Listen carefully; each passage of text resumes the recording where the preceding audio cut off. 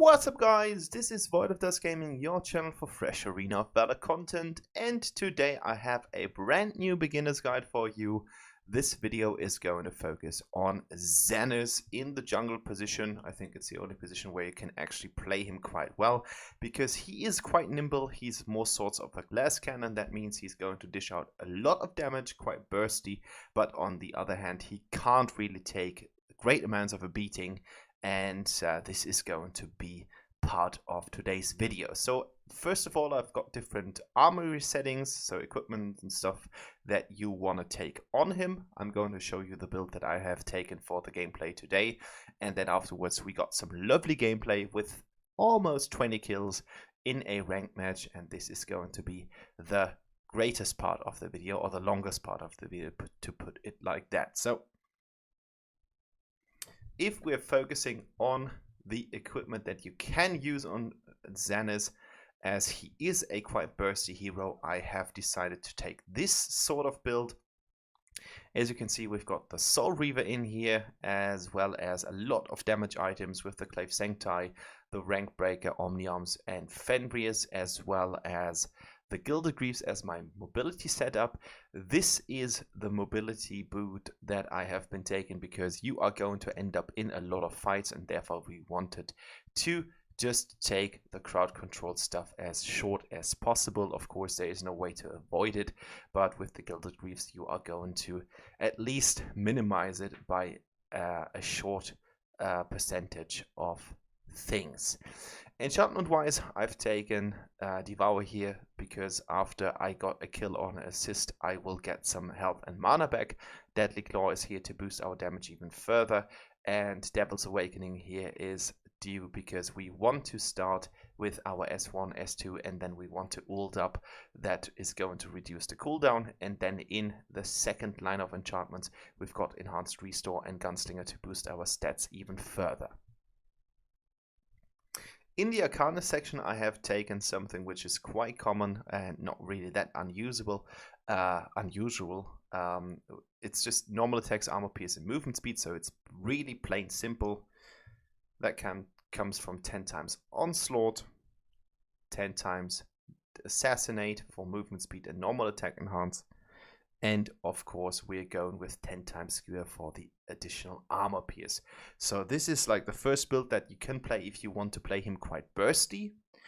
If you happen to end up in a lot of fights where you think a little bit more armor and a little bit more tankiness would actually be quite good, you can take something like that. So equipment would change into the Leviathan, and then we would go with the Spirit Longinus here and the Frostcape for additional tankiness, and then the enchantment section would also kind of change into Acts of Sacrifice, the Holy Verdict for additional physical penetration, Holy Thunder for additional damage, and then in the second line we would go with Devour. As I said in the first place, this is something that's going to boost your mana and health after you scored an assist or a kill. And last but not least, we've got the Bone Cutter in here because this is going to boost our crowd control resistance in addition to the already taken Gilded Greaves even further. Arcana remains the same, and the talent is of course punished because we are going to play Zanis in the jungle. So after all that talk, the only thing that I can remind you of is every single comment and every single like is really helping me to boost this channel. So if you have the time, use it to put the thumbs up in here and put something as a comment down below. Subscription are also highly favorable, so if you don't mind and you have just stumbled across this channel, I'm uploading videos in a really constant process. Every 2 days there's a new video on this channel, so if you are keen to know something about the current state of Arena of Valor, this is your chance to be informed about all the patch notes, all the different settings and stuff like that. So hit the subscription button, put in the notifications bell, and now I think it's time for some lovely gameplay. So let's get that started. All right, here we go. And first of all, let's just talk about the stuff that I've been using as a jungler in the first place. Afterwards, we're going to talk about the team composition, and then I'm talking about all the individual aspects that you want to keep in mind when you play Zanis or any jungler in the first place. So, first of all, you should always take, of course, the jungle item, which is started with the kukri. And then after I have a quick look on my map, I decided to go with the blue buff first because I wanted to end up at the bottom lane with both buffs and level 4. So usually there's not really that much need on gank before you hit level 4. Sometimes in some occasions that might be the case, but usually you want to continue your first movement throughout the jungle, get all the minions here, and this should usually be enough to hit level 4, and then you can start to gank with most of the junglers.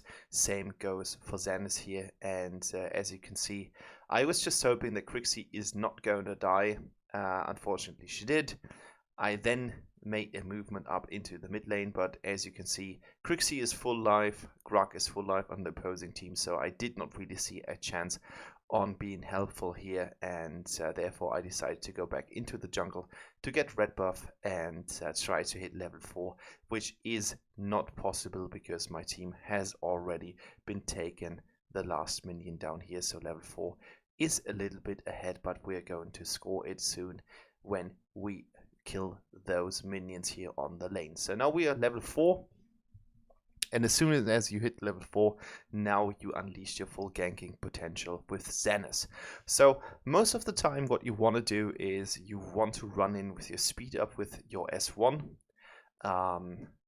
notch down your attack speed with S2, and then afterwards you're going to hit your ultimate, or you can use your ultimate as I just did in this sequence as an engagement tool to start a fight. So you want to build up speed up with your S1 and you go immediately into your knock-up phase before you hit S2, but that is basically dependent on the outcome of the fight and how the positioning of you, your team and your enemies is, and this is something that you need to keep in mind. Not always go for the kill if it's not suitable. So your main task whenever you play a jungler is that you succeed in clearing the jungle.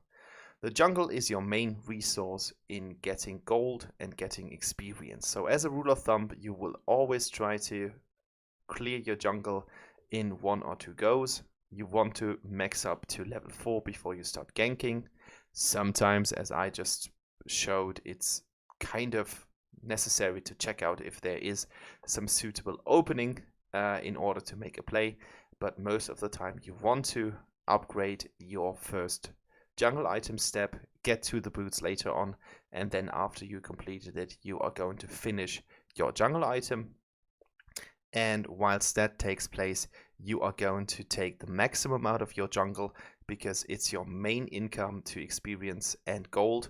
And if you don't do it, you will always fall behind. So it's quite important to focus on your jungle early game. If it's going to mid to late game, you can kind of neglect it. But the problem is that your jungle item is upgraded while killing the wildlings in the jungle. So every single kill in the jungle gives you another sec. Your jungle item stacks up to 30 times, and therefore it's quite important to hit all these jungle monsters out there, which Arena of Valor calls the wildlings, and this is basically the bread and butter to your actual gameplay. So I was hanging around the mid lane quite often in order to get a kill or two. As you can see, if enemies are off guard and they do not really expect you to hit the plate, you have an easy time with Zanis, especially early game, to surprise them and kill them with ease, because you have great burst potential, and this is where this hero really shines. So take advantage using that early game, because in the late game your timing will be a little bit more difficult, and you should kind of try to abuse it early game especially if the enemy doesn't have a jungler, as we do have in this game. So, talking about team composition, because I think that's quite important at this point. It's not really for the beginner's guide, but just to give you guys an overview on what I was facing. We have a really mixed matchup, especially in Platinum. That's kind of like normal. So we have 2 AD carries on the dual lane. I'm not really fond of something like that because it's always the case that the guys are sharing experience as well as gold. So a normal support would be much better, but you can't really help people taking what they want to take. So it's just something that we need to take into account. We have Crixie as a really strong mage in the mid lane, and then we've got a lane on the solo lane. So I would say we've got a decent matchup for Platinum. If you are going to higher stages in the game, I would say our composing is not even up to par, but that's just because Zanis is not really a good jungler in the upper elos. I think in Platinum and Diamond he still works. In the lower elos, bronze, silver, gold, I think he's actually quite powerful because a lot of people underestimate his powers, and he is super fast. He's got great amounts of damage, and he's got a good healing. That paired with the additional attack speed that he gets from his S1, his S2, he's actually really, really powerful. But if you are going to later stages in the game, you might want to consider someone who is more sorts of a more versatile jungler in terms of the team fights, and that would be my advice for you guys who just started the game. So play him as long as you want. Get familiar with all the jungle things that you need to know. So jungle sequences, whenever you want to gank potential, positioning and stuff like that. And if you mastered that with Zanis, you can go for more difficult junglers such as AoV, Zill, for example, and all these sorts of things. So as you can see, he's really, really, really capable of dishing tremendous amounts of damage in quite a short while, and actually getting towers quite easily. Look at that tower, just melted in the sun, and that's the case. When it comes to team composition on the opposing part, we've got Arthur on the solo lane, so quite a versatile warrior. He's actually quite tanky. He's got good mobility and also, unfortunately, good damage output. Unfortunately for our team composition, but good for Arthur players. We've got Grog as a dual lane support tank hero who is capable of getting really nice angles when he uses his hook. The enemy has Raz and Bera and Crixie, which is pretty much unfortunate because it's 3 times a mage. So if they would have taken at least 1 AD carry, I think our life would have been a lot more difficult than this. But all in all, the team composition on the enemy side is actually not really that good, just because they've taken 3 mages, and Zanis is a champion in the jungle who is able to capitalize on that. So your main focus when you're playing Zanis is tanks in the ladder of the team fight, but especially at the beginning of the team fight, you want to focus as more sorts of an assassin or warrior on the squishy targets, which means mages. Look at that. That's so beautiful. Mages and AD carries. That's your main focus. You want to get rid of the big threats in the opposing team composition, and then afterwards you can go for the more tanky ones, and that's how you should play him. You should play him, especially with the build that I've been posting here, you should play him more as some sort of warrior assassin glass cannon than a really true duelist. But as you can see, even against Arthur, we are not having a crazy time because we can just whittle him down with our spells. Now he's on 1/3 of his health, and he's dead.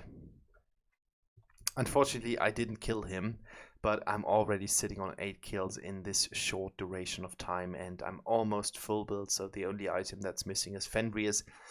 And that said, you should always adopt your equipment to what you encounter. So as we are facing two more sorts of tank heroes, with Grug and Arthur, I'm going to switch out one of my items against Muramasa later on, because Muramasa is more suited to shred through armor, and that's something that we're going to need during the late game, but now it's not the time for that, so my main focus is on trying to find an angle to win the team fight. Unfortunately, my team doesn't play that smart. Yeah, that was just suicide. My team was dead. It was just one dude fighting the enemy team, and I was like, I'm going in, but for what kind of reason? It didn't make any sense. So that was a complete suicide mission, and that's something that you should always avoid, especially if you are the jungler and you want to live from your jungle actions. So you should always ensure that the jungle is clear, so that there are no minions standing around, because that is just basically gold to your wallet. So every single time there is a minion popping up, you should try to ensure to get it. But as you can see, I have already been hitting the 30 marks on my jungle item. You can see that by the 30 here, between Enhanced Restore and Frostbite. That means that I've got the 30 stacks already, so I maxed out my jungle item. But of course, it's something that you need to pay attention to, and this game was fairly easy because the enemy team didn't have a jungler at all. So there, and even that doesn't mean that no one is going to take the jungle. Sometimes they're just forgetting the jungle item, and you might just have some opponents against you. But in this case, there wasn't really a counter jungler or a jungler at all, so I had quite an easy time to go into the enemy jungle and try to wreck them. I'm fairly low, and now I'm doing something quite stupid. I know that this was not the smartest move in my life. I just wanted to try out how much damage I can deal in one single burst, and as you can see, of course, it wasn't sufficient. Of course, that was pretty clear. But my team is not really doing a good job on trying to avoid kills here. As you can see, the score at the moment is 15-22. But we did a fairly good job on getting the towers, so there's just 3 towers missing, and the enemy has at least 5 towers between them and the core, which is kind of not true because it's just 1 tower between them and the core. But we've got 3 towers left, they've got 5 towers left. So even while the score is not in our favor, I would say we do have the upper hand. But of course, Vera and all those sorts of heroes are actually quite annoying, and we need to deal with them. So as you can see, my damage output is actually on par. I'm doing really great, and as you got some true damage with great healing, a quad kill is not something that you will never see as Zanis if you play it smartly, as I just did. And now we need to rearrange our gaming plan, trying to get as much value from the jungle as possible.